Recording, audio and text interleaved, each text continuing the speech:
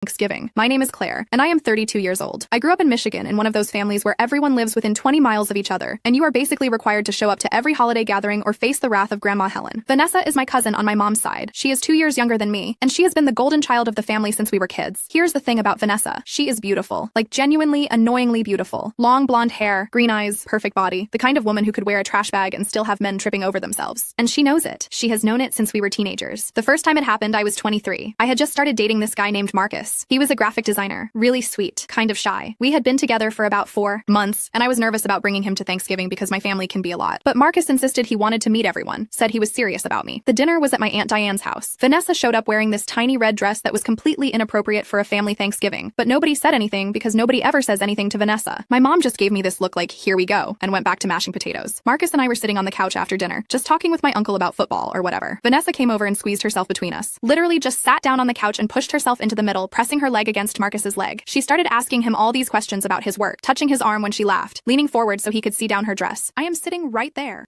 and she is just acting like I do not exist. Marcus looked uncomfortable, but also, you know, he is a guy, and Vanessa is Vanessa. By the end of the night, I caught them talking alone in the kitchen. She had her hand on his chest, laughing at something he said. When they saw me, Vanessa just smiled this innocent smile and said, I was just telling Marcus how lucky he is to have you. Marcus and I broke up 3 weeks later. He said he needed space, that he was not ready for something serious. I saw him tagged in one of Vanessa's Instagram photos 2 months after that. They were at some bar downtown. He had his arm around her waist. That was the pattern. Every single relationship I had, every single guy I brought home, Vanessa would sink her claws in. It did not matter if it was Thanksgiving, Christmas, Easter, 4th of July. If I showed up with a date, she showed up looking like she was going to a nightclub, and by the end of the night, she would have his attention. There was Ryan, the teacher I dated when I was 25. Vanessa cornered him by the dessert table and spent 30 minutes telling him about her charity work with underprivileged kids. They exchanged numbers to coordinate a volunteer opportunity. I found out later they had been texting for weeks. There was David, the accountant. Vanessa asked him to help her move some furniture at her apartment. I was not invited. When I asked David about it, he got defensive and said I was being jealous and controlling. There was James, there was Tyler, there was Christopher, every single one. The worst part was that my family just let it happen. My mom would pull me aside and tell me that Vanessa was young and did not mean anything by it. My aunt would say that I should not bring men around if I could not handle a little competition. My grandma told me I should work on being more feminine, and maybe then I could keep a man interested. I stopped bringing dates to family events. For years, I just showed up alone. I told my family I was focusing on my career, that I was happy being single. The truth was, I was dating. I just refused to give Vanessa any more ammunition. But then I turned 31, and I met someone. His name was Trevor, and he was perfect. A doctor, funny, kind, good-looking. We had been together for 8 months, and it was the most stable, healthy relationship I had ever had. He kept asking to meet my family, and I kept making excuses. But eventually, Christmas was coming up, and I could not avoid it anymore. I told Trevor about Vanessa. I sat him down and explained the whole history, every detail. I told him she would probably try something, and I needed him to just ignore her, stay close to me, not fall for her games. Trevor laughed. He actually laughed. He said, Claire, I am a grown man. I am not going to let your cousin seduce me at a Christmas party. I love you. Stop worrying. I wanted to believe him. I really did. Christmas Eve arrived, and we drove to my parents' house. I was so anxious, I felt sick. Trevor kept holding my hand, telling me everything would be fine. Vanessa was already there when we arrived. She was wearing this white sweater dress that looked like it was painted on, with these high heels that made her legs look like they went on forever. Her hair was in perfect waves. She looked like a Victoria's Secret model who got lost on the way to a photo shoot. She saw Trevor and her eyes lit up like she had just won the lottery. You must be Trevor, she said, walking over with this big smile. I have heard so much about you. Claire is so lucky. She hugged him. It lasted too long. Trevor was polite but distant. He kept his arm around my waist, made a point of kissing my forehead, stayed by my side. I started to relax. Maybe this time would be different. Maybe Trevor really was different. But Vanessa was patient. She always was. She spent the whole evening circling us like a shark. She would join whatever conversation we were in, laugh at Trevor's jokes, ask him questions about his work. She spilled wine on her dress and asked Trevor to help her clean it up because he is a doctor. He must know how to get stains out. I watched him hesitate. I watched him look at me. And then I watched him follow her to the kitchen. They were gone for 15 minutes. When they came back, Vanessa's dress was fine and Trevor looked flushed. He said they were just talking, that she was asking him medical questions about her mom's knee surgery. I wanted to scream. We left early. I told my family I had a headache. Trevor drove home in silence while I cried in the passenger seat. He swore nothing happened. He swore he loved me, that Vanessa was just friendly, that I was overreacting. But I could see it in his eyes. That same look all the others had. That curiosity. That interest. We broke up in February. He said he needed to focus on his residency. I saw him at a restaurant in March with a blonde woman. It was not Vanessa, but it might as well have been. I was done. I stopped dating. I stopped going to family events. I told my mom I was busy with work, that I would visit when I could. She was disappointed, but I did not care anymore. I was tired of being humiliated. I was tired of Vanessa winning. Then something weird happened. I started volunteering at this literacy program at the local library. One of the programs they had was corresponding with inmates who were trying to improve their reading and writing skills. I signed up because I needed something to do with my time, and I figured helping people learn to read was a good cause. They matched me with an inmate named Michael. He was 34, serving the last 2 years of a 7-year sentence for armed robbery. His first letter was short, just a few sentences thanking me for volunteering and saying he hoped to improve his writing before he got out. I wrote back. I told him about my work as a project manager at a tech company, about about my love for hiking, about the weather in Michigan, basic stuff. He wrote back with more details. He told me about growing up in Detroit, about making bad choices when he was young, about how prison had given him time to think about the man he wanted to be. His writing was rough but honest. There was something raw about it that I found refreshing. We kept writing. Once a week at first, then twice a week, then almost every day. Michael told me about the books he was reading, about the anger management classes he was taking, about his plans for when he got out. He wanted to get a job in construction, maybe go to community college eventually. He had an aunt in Grand Rapids who said he could stay with her until he got on his feet. I told him about my family, about Vanessa, about feeling invisible and inadequate and angry. Michael did not judge me. He did not tell me to be more confident or to just ignore her. He said, "Your cousin sounds like a miserable person who only feels good when she is making other people feel bad. That is not about you. That is about her." Something about the way he said it, the simplicity of it, made sense to me. We wrote to each other for 8 months. I started looking forward to his letters more than anything else in my week. He was funny and thoughtful and vulnerable in ways that the men I had dated never were. Maybe it was because he was in prison and had nothing to lose, or maybe it was just who he was. Then one day he wrote and told me he was getting out in 2 months. He asked if I would be willing to meet him in person, maybe grab coffee. No pressure. He said he understood if I said no, that he knew the situation was complicated. I said yes. I do not know why I said yes. Maybe I was lonely. Maybe I was curious. Maybe I just wanted something in my life that was different, that was mine, that Vanessa could not touch. Michael got out in October. We met at a coffee shop in Grand Rapids. I was nervous, obviously. This was a man I had been writing to for months but had never seen except in the small, blurry photo that came with his first letter. He walked in and I recognized him immediately. Tall, broad shoulders, dark hair cut short, a nervous smile. He was handsome in this unexpected way, not polished like the guys I usually dated, but real. We talked for 3 hours. It was easy and comfortable and nothing like I expected. He told me about adjusting to being out, about his job doing drywall work, about staying with his aunt. I told him about my job, my apartment, my terrible family. He asked if he could see me again. I said yes. We started dating. Officially, I guess, though it felt strange to call it that at first. We went to movies, we got dinner, we went for walks along the river. He was different from anyone I had ever been with. He listened when I talked. He did not play games. He said what he meant, and he understood me in this way that felt almost scary. He could tell when I was anxious or upset before I said anything. He knew when I needed space and when I needed to be held. It was like having someone actually see me for the first time in my life. My mom called in November and asked if I was coming to Thanksgiving. I had been avoiding her calls, but I finally picked up. She said the whole family missed me, that Grandma Helen was asking about me, that it had been almost a year since I had come to a holiday. I told her I would think about it. Michael and I were lying in bed that night when I mentioned it. He asked why I was hesitant, and I told him about Vanessa again, about the pattern, about how I could not handle watching it happen one more time. Michael was quiet for a minute. Then he said, "Take me." I laughed. I said, "You do not want to meet my family. Trust me." He said, "I am serious. Take me to Thanksgiving. Let me meet this cousin of yours." I told him it was a bad idea. I told him Vanessa would eat him alive, that she had destroyed every relationship I had ever brought around her. I told him she was beautiful and manipulative and ruthless. Michael just shrugged. He said, "I have been in prison for 7 years. I think I can handle your cousin." I thought about it. And then I thought, screw it. Why not? What was the worst that could happen? Vanessa would seduce Michael. I would lose another relationship. I would never speak to my family again. I was already halfway there. So I said yes. Thanksgiving morning, I woke up with this knot in my stomach. Michael seemed calm. He wore a simple button-down shirt and jeans, nothing fancy. His hair was neat and he had shaved. He looked good, normal, like a regular guy you would bring home to meet your family. We drove to my parents' house. I gave him one more warning. I said, "Vanessa is going to come after you hard. She is going to flirt. She is going to touch you. She is going to try to get you alone. Please just stay with me. Do not fall for it." Michael took my hand. He said, "Claire, I'm not going anywhere. I promise." We walked in and the whole family was there. My mom hugged me like I had been gone for years. My dad shook Michael's hand and asked him what he did for work. Michael said construction, and my dad launched into a story about building his deck last summer. Then Vanessa walked in from the kitchen. She was wearing a tight black dress with a plunging neckline and these ridiculous heels. Her hair was perfect. Her makeup was flawless. She looked like she was going to a cocktail party, not a family Thanksgiving. She saw Michael, and I swear I could see the wheels turning in her head. She walked over with this predatory smile. "You must be Michael," she said, extending her hand. "I am Vanessa, Claire's cousin." Michael shook her hand briefly. "Nice to meet you." Vanessa kept holding his hand just a second too long. "I have heard absolutely nothing about you. Claire keeps her life so private." She looked at me with this fake, innocent expression. "How long have you two been together?" "A couple months," I said. "That is so sweet," Vanessa said. "How did you meet?" I opened my mouth, not sure what to say, but Michael answered first. "Through a pen pal program." Vanessa's eyes lit up. "Oh, like one of those online things? That is adorable." "Something like that," Michael said. His voice was even, unbothered. Vanessa launched into her usual routine. She asked Michael about his job, about where he grew up, about his hobbies. She touched his arm when she laughed. She leaned in when he talked. She did everything she always did. Michael was polite but distant. He answered her questions briefly, then turned back to me or someone else. He kept his hand on my lower back. When Vanessa suggested he help her bring in extra chairs from the garage, he said, "I think your dad can handle it," and stayed by my side. I could see Vanessa getting frustrated. This was not how it usually went. Usually by this point, the guy would be fawning over her, finding excuses to talk to her alone, getting flustered by her attention. Michael was not flustered. He was barely interested. Dinner was the same. Vanessa sat across from us and spent the whole meal trying to engage Michael in conversation. She asked him about sports, about movies, about music. She told stories designed to make her sound interesting and adventurous. She laughed loudly at jokes that were not funny. Michael was polite. He nodded. He smiled occasionally, but mostly he talked to my uncle about fishing and asked my grandma about her recipe for stuffing. He held my hand under the table. After dinner, everyone moved to the living room. Vanessa cornered Michael by the drink table. I watched from across the room, my heart pounding. This was usually when it happened. The private conversation, the exchanged phone numbers, the beginning of the end. I saw Vanessa lean in close to Michael. I saw her touch his chest. I saw her whisper something in his ear. Michael stepped back. He said something I could not hear, then walked away and came back to sit next to me me on the couch. Vanessa stood by the drink table looking stunned. My mom leaned over and whispered, "I like this one. He seems steady." I almost cried. We stayed for another hour. Vanessa kept trying, kept circling, but Michael did not budge. He stayed with me, talked to my family, acted like Vanessa was just another person in the room and not the center of the universe. When we finally left, I felt like I could breathe for the first time in years. In the car, I asked Michael what Vanessa had said to him by the drink table. He hesitated. Then he said, "She told me you were damaged and insecure and that I could do better. She gave me her number." My stomach dropped. "And what did you say?" I told her I was not interested and that she should probably work on being a better person before she tried to ruin anyone else's life. I started crying. Not sad crying, but relieved crying. Like something inside me that had been wound tight for years suddenly released. Michael pulled over. He held me while I sobbed in the passenger seat of his car. He did not tell me to stop or ask what was wrong. He just held me. When I finally calmed down, I looked at him and said, "Why? Why did you not fall for it? Every other guy has. She is beautiful and charming and she knows exactly what to say." Michael looked at me like I had asked the dumbest question in the world. "Claire, I spent 7 years in prison. I learned pretty quick how to spot people who are full of garbage. Your cousin is miserable. You can see it in her eyes. She is not happy. She is not confident. She is desperate. And desperate people are boring." He paused. "Plus, I am in love with you. Why would I want someone like her when I have you?" I kissed him. Right there in the car on the side of the road, I kissed him like my life depended on it. That should have been the end of the story. Michael proved he was different. Vanessa failed. I won for once. We should have just ridden off into the sunset. But life is never that simple. A week later, my mom called me. She sounded upset. She said Vanessa had come over crying, saying I had brought an ex-convict to Thanksgiving without warning anyone, that she had looked Michael up online and found out about his record, that she felt unsafe and disrespected. I was furious. I said, "Mom, Michael served his time. He is a good person. And Vanessa is only upset because she could not manipulate him." My mom sighed. She said, "Claire, honey, I know Vanessa can be difficult, but bringing a felon to a family event without telling anyone is not okay. Your father is very upset. Grandma Helen is worried." I hung up on her. I did not talk to my family for 3 weeks. My phone was full of texts from various relatives. My aunt said I was being selfish. My uncle said I should have told them about Michael's past. My cousin Jessica, who I had always liked, sent me a long message about how I needed to think about other people's feelings and safety. Only my younger brother texted to say, "Vanessa is such a drama queen. Michael seems cool." Michael felt terrible. He said he should have told me to warn my family, that he should have known his record would become an issue. I told him it was not his fault, that my family was just looking for an excuse to make Vanessa the victim like they always did. But it ate at me. The idea that I had finally found someone good, someone real, and my family could not even be happy for me. The idea that Vanessa could lose for once and still somehow make herself the center of attention. Christmas came. I did not go. I spent it with Michael at his aunt's house. She made ham and mashed potatoes and did not ask me invasive questions or make passive-aggressive comments. It was the best Christmas I had ever had. Then in January, I got a call from my cousin Jessica. She said she needed to talk to me in person, that it was important. I almost said no, but something in her voice made me agree. We met at a coffee shop. Jessica looked nervous. She ordered a latte and did not drink it, just held the cup in her hands. "I need to tell you something about Vanessa," she said, "and you are not going to like it." I waited. Jessica took a breath. "Last year, Vanessa started seeing a therapist. Aunt Diane made her go because she was having panic attacks. The therapist diagnosed her with something, I do not remember exactly what, but basically she is really insecure and she needs constant validation from men to feel good about herself." "That is not an excuse," I said. "I know," Jessica said quickly. "I am not saying it is. But here is the thing. The therapist told her to apologize to you, to actually confront what she has been doing all these years. And Vanessa refused. She said you were the problem, that you were jealous and bitter, and that she did not owe you anything." I felt sick. Jessica continued. "But then you showed up with Michael at Thanksgiving, and something changed. Vanessa came to my apartment that night and completely broke down. She was crying, saying she did not understand why Michael was not interested in her, why her usual tricks did not work. She said she felt invisible for the first time in her life." "Good," I said. "I meant it. That is not all," Jessica said. She looked down at her coffee. "Vanessa has been stalking Michael online. Like really stalking him. She found his old Facebook from before he went to prison. She found articles about his arrest. She found his ex-girlfriend and sent her messages asking about him." My blood went cold. "What?" "She is obsessed," Jessica said. "She cannot handle the fact that she lost. So she is trying to find dirt on him, trying to prove to the family that he is dangerous or whatever. She is the one who told your mom about his record. She printed out articles about his case and showed them to Grandma Helen." I could not breathe. "Why are you telling me this?" Jessica looked at me with tears in her eyes. "Because Vanessa is planning something. She has been talking about going to the police, making a complaint that Michael made her feel threatened at Thanksgiving. She is trying to get him in trouble, maybe even sent back to prison. And I could not let her do that without warning you." I felt like the world was tilting. She would not. Even Vanessa would not do that. "Claire, she is not thinking straight," Jessica said. "She is desperate. And desperate people do crazy things." I left the coffee shop in a daze. I called Michael immediately and told him everything. He was quiet for a long time. Then he said, "I knew something like this might happen. People do not like when ex-cons try to build normal lives. There is always someone who wants to tear you down. We need to do something," I said. "We need to stop her." "There is nothing to stop," Michael said. "I did not threaten her. I did not do anything wrong. If she files a false report, it will get thrown out. But it will be on your record," I said. "It will follow you," Michael sighed. "Yeah, probably." I had never felt rage like what I felt in that moment. Pure, burning rage at Vanessa for being so selfish, so cruel, so empty, that she would try to destroy someone's life just to feel powerful. I spent the next 2 days trying to figure out what to do. I considered calling Vanessa and threatening her. I considered warning my parents. I considered going to a lawyer. Then Michael said something that changed everything. He said, "What if we just let her do it?" I stared at him. "What? What if we let her file the false report?" Michael said. "Let her lie to the police. Let her put it in writing. And then we prove she is lying." "How?" Michael pulled out his phone. He opened his voice memo app. I recorded our conversation at Thanksgiving. The one by the drink table when she gave me her number. I record a lot of conversations now just in case. Prison habit. He played it. Vanessa's voice came through crystal clear. "Claire is damaged and insecure. You seem like a smart guy. You could do so much better. Here is my number. Call me if you want to have a real conversation." Then Michael's voice. "I am not interested. You should probably work on being a better person before you try to ruin anyone else's life. Vanessa's laugh, bitter and sharp. Wow, you are just like her. Judgmental and boring. The recording ended. This proves she was coming on to me, Michael said. If she claims I threatened her or made her uncomfortable, this recording contradicts that. It shows she was the aggressor. I looked at him. You recorded that just in case? I told you, Michael said. 7 years in prison teaches you to protect yourself. We decided to wait. If Vanessa filed a false report, we would use the recording to prove she was lying. If she did not, we would just move on with our lives. 3 weeks went by. Nothing happened. I started to think maybe Jessica was wrong. Maybe Vanessa had backed down. Then my mom called. She said Vanessa had been in a car accident. Not serious, just a fender bender, but she was shaken up. She wanted me to come visit her in the hospital. I said no. My mom was angry. She said I was being cruel, that Vanessa was family, that I needed to put aside whatever petty grudge I was holding. I hung up, but I felt guilty. I have always felt guilty when it comes to my family. That is what they trained me to do. Feel guilty for having boundaries. Feel guilty for protecting myself. So I went to the hospital. Not because I wanted to see Vanessa, but because I wanted to prove to myself that I was the bigger person. Vanessa was in a private room, sitting up in bed with a small bandage on her forehead. She looked surprised to see me. Claire, she said. I did not think you would come. I almost did not, I said. But Mom said you wanted to see me. Vanessa looked down at her hands. I did. I need to tell you something. I waited. I have been really messed up, Vanessa said. Her voice was quiet, shaky. Like really messed up. My therapist says I have been using male attention to avoid dealing with trauma from when I was younger. And I know that is not an excuse for what I have done to you. For what I have done to all your relationships. I did not say anything, Vanessa continued, tears running down her face now. I have been so jealous of you for so long. You have always had your life together. Good job, your own apartment. You are smart and funny and people actually like you. And I have nothing, just my looks. And I have been so terrified of losing that, of becoming invisible, that I have been trying to prove I am better than you by taking the one thing you had that I did not. My relationships, I said. Yes, Vanessa whispered. And I know that is so messed up. I know I have hurt you so badly. And I am sorry. I am so sorry. I stood there looking at her. This woman who had tormented me for years, who had destroyed relationship after relationship, who had made me feel worthless and invisible and broken. And now she was crying, apologizing, admitting she was the problem. I should have felt vindicated. I should have felt triumphant. Instead, I just felt tired. I do not forgive you, I said. I do not know if I ever will, but I appreciate you finally admitting what you have done. Vanessa nodded, still crying. I turned to leave. Then I stopped and looked back at her. For what it is worth, I hope you get the help you need. I hope you figure out who you are beyond your looks. But I will not be part of that journey. Do not contact me. Do not contact Michael. Just leave us alone. I walked out. In the hallway, I ran into Jessica. She hugged me. She said, I am proud of you. I asked her what happened, why Vanessa suddenly had this change of heart. Jessica looked uncomfortable. She got a call from her therapist this morning. Apparently, the police contacted the therapist because Vanessa had made an appointment to file a report against Michael. The therapist convinced her it was a terrible idea, that it would ruin her life and his, and that she needed to confront what she was actually feeling instead of trying to destroy someone else. I felt dizzy. She was really going to do it. Yeah, Jessica said, but she did not. That has to count for something, right? I did not answer. I left the hospital and called Michael. I told him everything. He was quiet for a minute, then said, so it is over? I think so, I said. Good, Michael said, because I have something to ask you. My heart skipped. What? Move in with me. I laughed, surprised. What? Move in with me, Michael said again. I know we have only been together for a few months, but I have spent 7 years alone in a cell, and I do not want to waste any more time. I love you. I want to build a life with you. So move in with me? I said yes. I moved in with Michael in March. We got a small apartment near his work. Nothing fancy, but it was ours. We adopted a dog from the shelter, a mutt named Rocket who had been abandoned by his previous owners. We started building a life together that was quiet and normal and boring in the best possible way. I did not talk to Vanessa. I did not go to Easter or Mother's Day. I kept in touch with Jessica and my brother, but everyone else in my family could wait. My mom called in June and asked if I was coming to the 4th of July barbecue. I said no. She cried and said I was tearing the family apart. I said the family was already torn apart. I was just finally admitting it. Then something happened that I did not expect. Vanessa sent me a letter. An actual physical letter in the mail. I almost threw it away without reading it, but curiosity got the better of me. The letter was long, handwritten, and raw. Vanessa wrote about her childhood, about being sexually abused by a family friend when she was 12, about how nobody believed her when she told her parents. She wrote about learning that her looks were the only thing people valued about her, that her body was the only currency she had. She wrote about years of therapy, of medication, of trying to figure out why she was so broken. She wrote about me, about how watching me succeed in life while she fell apart made her feel worthless, about how she convinced herself that if she could just take away my happiness, she would feel better about herself. She wrote that she was in intensive therapy now, that she had cut off contact with toxic friends, that she was trying to build a life based on something other than male validation. She wrote that she did not expect forgiveness. She just wanted me to understand. At the end of the letter, she included a printout of a photo. It was from one of the times she had stolen a boyfriend from me, David, I think. They were at some party, smiling for the camera. On the back of the photo, she had written, I am sorry I made you feel invisible. The truth is, I was the one who felt invisible. I showed the letter to Michael. He read it carefully, then looked at me. What are you going to do? I do not know, I said honestly. You do not owe her anything, Michael said. Not forgiveness, not understanding, nothing. She hurt you. Repeatedly. You get to decide if she deserves another chance. Do you think she deserves another chance? I asked. Michael thought about it. I think people can change. I did. But change is hard, and most people do not put in the work. So maybe she will, maybe she will not. But that is not your problem to solve. He was right. I knew he was right. I wrote Vanessa a short letter back. I said I had read her letter, that I was sorry for what she had been through, but that I still needed distance. I said maybe one day we could have some kind of relationship, but not now. Not yet. She wrote back saying she understood. That was a 1.5 years ago. Last month, I got a call from Jessica. She said Vanessa was engaged to a woman named Monica, who she met at her therapy group. They had been together for a year, and Vanessa was different, calmer, happier, more genuine. Jessica said Vanessa wanted to invite me to the wedding, but was too nervous to ask. I told Jessica I would think about it. I talked to Michael about it that night. night. He said it was up to me, that he would support whatever I decided. I asked if he would come with me if I decided to go. He smiled. To watch you face your family again after a year? I would not miss it. I called Vanessa the next day. We talked for 2 hours. She told me about Monica, about how therapy was helping, about how she was trying to be a different person. I told her about my life with Michael, about our apartment, about the dog. It was weird, talking to her like a normal person instead of an enemy. At the end of the call, she asked if I would come to the wedding. She said she would understand if I said no, but that it would mean a lot to her if I was there. I said yes. The wedding is in 2 months. I have no idea how I will feel seeing my family again, seeing Vanessa marry someone and claim to be a changed person. I do not know if I believe people can really change, or if Vanessa is just better at hiding her demons now, but I guess I will find out. Michael says that is the thing about life after prison. You learn to take things one day at a time. You learn that people are messy and complicated and sometimes awful, but sometimes they surprise you. He says I surprised him, that he never thought he would get out of prison and meet someone who loved him despite his past, that he never thought he would get a second chance at a normal life. I tell him he surprised me too, that he was the first person who ever chose me over Vanessa, the first person who saw through her games and decided I was worth more. We are sitting on our couch now, Rocket curled up between us, talking about whether we should get a cat. Michael says yes, I say we already have a dog. He says that is exactly why we need a cat, for balance. I am laughing because this is my life now. Arguing about pets with a man who spent 7 years in prison and somehow became the most stable, honest person I have ever known. My phone buzzes. It is a text from Vanessa. Thank you for saying yes to the wedding. It means everything to me, I text back. See you there. I do not know what will happen at that wedding. I do not know if Vanessa and I will ever have a real relationship, or if my family will ever understand why I needed to protect myself from them for so long. But for the first time in my life, I am not worried about it, because I have Michael, and our dog, and our tiny apartment, and our quiet, boring, beautiful life. And that is enough. Actually, it is more than enough. It is everything.